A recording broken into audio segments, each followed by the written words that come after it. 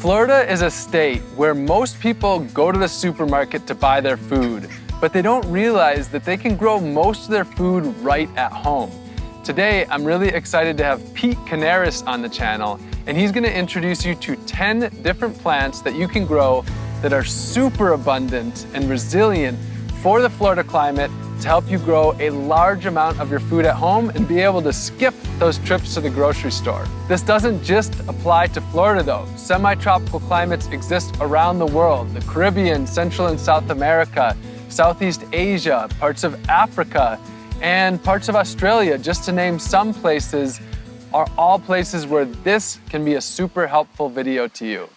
All right, what's up guys? What's going on? So Pete Canaris here with Green Dreams, and I'm coming at you from Tampa, Florida. I'm about 20 miles north of Tampa, and we're growing in a subtropical environment here in 9B, and I'm taking over Rob Greenfield's channel today. So I'm putting a video together for y'all on our top 10 food crops to grow in a subtropical environment for self-sufficiency. And these are the top 10 go-to food crops that are super easy to grow. And something I'll tell you guys is we focused on plants that thrive on neglect, that grow with ease.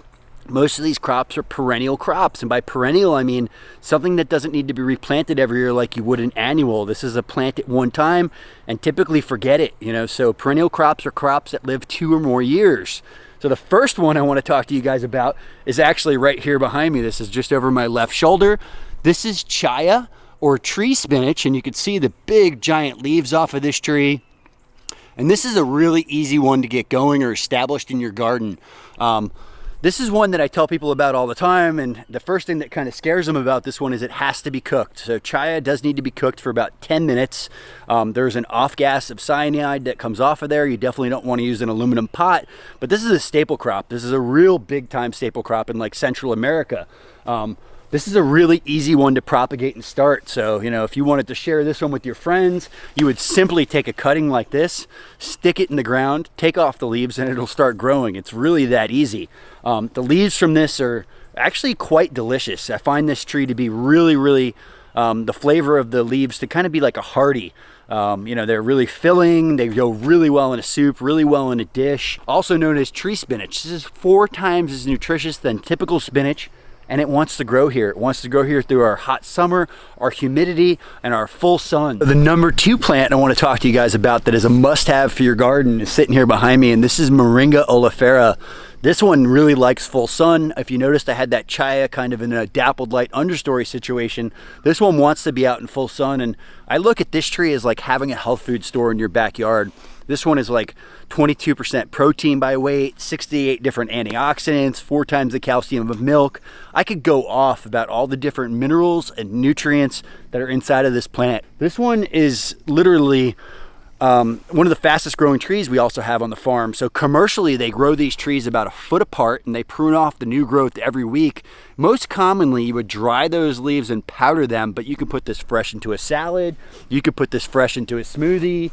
You can eat this fresh like this. The tree is also known as the horseradish tree. And that's because the leaves can be a little bit on the spicy side. I prefer this as a supplement. I prefer this in a smoothie.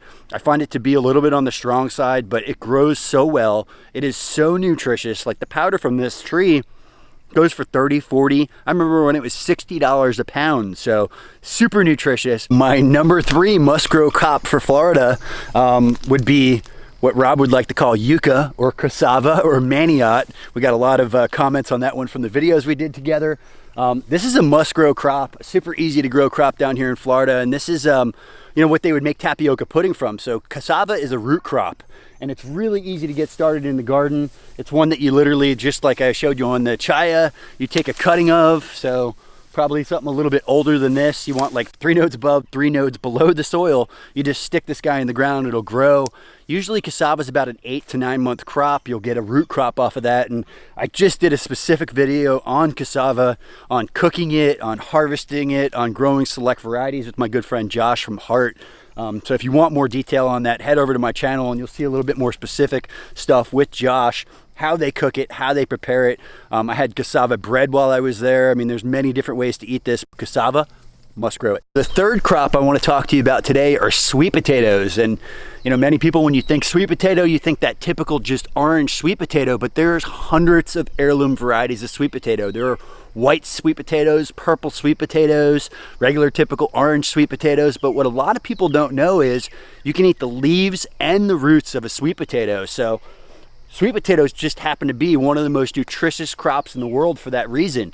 So what I really like to do is to pull all of these young leaves off of here. And you can see, this isn't a very good example of a sweet potato patch. I just have a couple of slips that we planted here maybe a month ago that are starting to take over. But I could tell you is if I came back in this area in just a few weeks, this would be a solid sea of green. So the leaves are just kind of starting to fill in. And you would start sweet potatoes by buying just organic sweet potatoes at the grocery store, sticking them in some soil, letting the sprouts come off, and you break those off, and that's what would be called a slip. So if you don't start it from a potato, you actually order slips in spring from one of these sweet potato type companies. And like I said, there's many different varieties and types, and not only do you get this awesome potato at the end of season, which is really fun to dig up, to pull out of the ground. You don't have to eat them right away. They can last 6 to 9 months inside of your house, but during that entire time you can eat the leaves off of the sweet potatoes. So sweet potatoes are super exciting for me because I personally really love the flavor of the greens. They're great sauteed with just a little salt and pepper on them, make a great dish side, and then you get potatoes at the end of the season. So digging up sweet potatoes is probably one of my favorite events out here on the farm. My number 5 favorite perennial vegetable to grow down here in the food forest is CISO spinach or Miami spinach. And this one makes a really nice ground cover, can take full sun or dappled light. You can see I accidentally ripped a little bit of that root out. I could stick it back in the ground. It'll easily grow. This is one that doesn't need to be cooked. It can be eaten raw. And it really has a nice texture to it. It's not too slimy. Goes really great in a salad. Goes really great just eating it fresh or any type of dish. This is a great perennial vegetable that I planted one time that's been here for multiple years. That's here all summer long if I want to come outside and have something to add as a green on a salad or to a plate. So CISO spinach is definitely worth growing if you're in a subtropical environment. We've got like 1 or 2 varieties of this one. It is just great. Like I said, it has a nice crunch to the leaf. It's not too slimy. Makes a great perennial vegetable to add to your landscape. So number 5. My number 6 must-have for a sustainable garden in Florida is definitely going to be katuk. Katuk is an awesome perennial vegetable, super high in protein, very similar to like moringa where it's like 20% protein. And it tastes delicious. It literally tastes like raw peas. So it's one that really has a nice flavor raw. Kids like, everybody I've given this one to, they're like, wow, that tasted pretty good. I have a variegated variety and a green variety. They both thrive on neglect. These plants never get watered. These plants never get fertilized. There is no irrigation here. And they live and they thrive on neglect all year long. So with a lot of these perennial vegetables, the CISO spinach, the moringa, the katuk, that young growth, that new growth that's coming off the top is going to be the most tender, the softest. So as I work my way down the plant, like these bottom leaves, these are going to be a little tougher. They're still great to eat. They can still go in a dish, probably better in a cooked dish because they'll break them down a little bit. But for eating fresh, I find the raw tips are always best. So katuk, grow it. My number 6 fruit crop to grow here in Florida, which probably would not be typically looked at as like a vegetable, is papaya.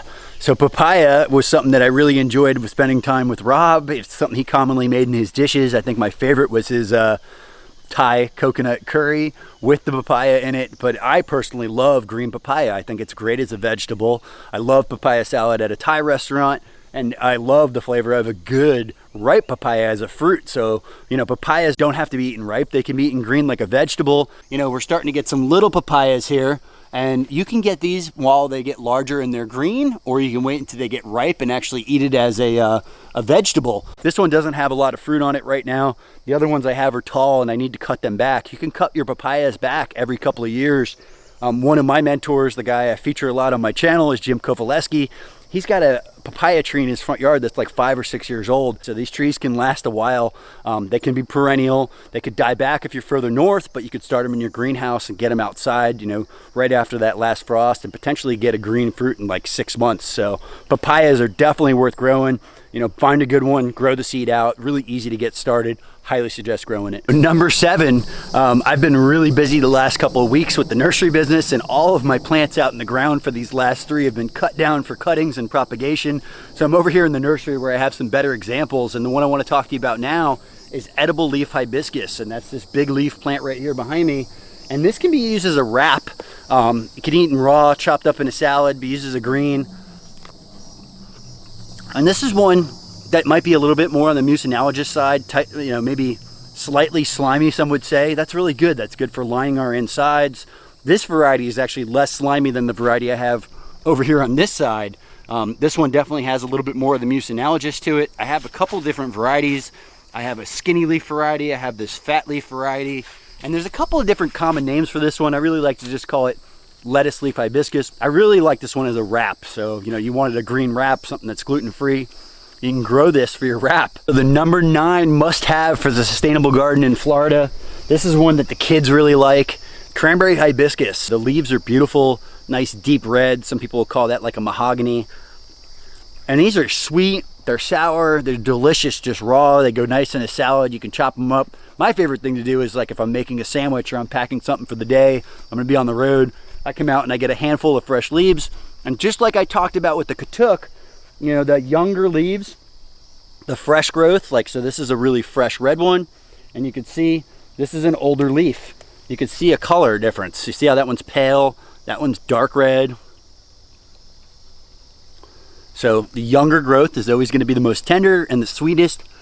Nothing wrong with the old growth, it's just not going to be the best flavor-wise. So cranberry hibiscus is not only just a stunner in the landscape, it's a pretty looking plant, has a really nice edible factor, and I can guarantee if you give it to one of the kids, they're going to enjoy it too. So this one's definitely been perennial here. It will set flowers. All hibiscuses have edible flowers, so you can eat the flower on this, but after it's done setting the flower, it's going to set seed that you could save to replant if you're in a more northern type climate. So cranberry hibiscus is definitely another must-have. I think if you're into gardening down here in Florida and you don't have it, this is one to add to your system. Last but not least, must-have perennial for a sustainable garden down here in Florida, or in any type of subtropical climate, would be Okinawan spinach, and this is one that we've been propagating really hard the last few weeks. This is also one that the squirrels like here that I have a hard time keeping going in the beds, but I really like the flavor of it. It's really nice to eat raw, it's nice to eat cooked, it's nice to put in a dish, and it's very similar to the longevity spinach, which is right here behind me, but I think the longevity spinach is a little bit stronger, a little bit more of like a medicine. The squirrels don't like it as much, so it definitely grows here a lot better. I've noticed that, you know, we plant these two for clients all the time, longevity spinach, Okinawan spinach, and the Okinawan's a little prettier. It's got some purplish red to the underside of the leaves. It's hit or miss. Sometimes the Okinawan does better on your site, sometimes the longevity does better on your site. So I would say both of these are kind of like a tie for number 10. But this one tastes a little better. So I hope you guys enjoyed this video. Thank you, Rob, for the opportunity. It's been a blast. I cannot wait to work with you again. I cannot wait for your next challenge. I can't wait till you get back to Florida so we can do some fun stuff. Thank you guys so much for following, and what we like to do around here, pound dirt. I hope that you got a lot of inspiration and education out of this time with Pete.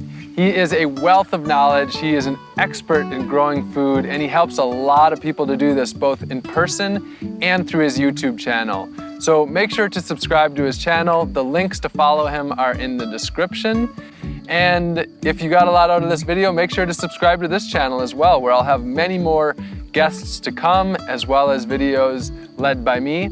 And also share this, comment, and like it to spread it out into the world and get this information out there to people who need it but don't know it's there. I love you all very much, and I'll see you again real soon.